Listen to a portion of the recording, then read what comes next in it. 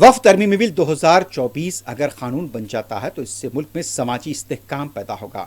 गुज़िश्ता रोज सदर जमहूरिया के खुतबे की तहरीक तशक्कुर के मुबाहिस में हिस्सा लेते हुए बैरिस्टर असदुद्दीन ओवैसी ने मोदी हुकूमत को खबरदार किया। Sir, I am cautioning and warning this government.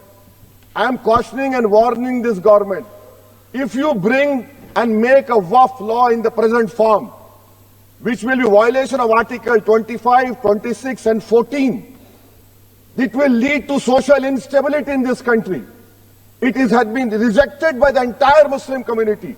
No Waqf property will be left. Nothing will be left, I say. You want to make India Viksit Bharat? We want Viksit Bharat. You want this country to take back into 80s and early 90s? It will be your responsibility. Because as a proud Indian Muslim, I will not lose an inch of my masjid. Forget about a masjid. I will not lose an inch of my dargah. I will not allow that.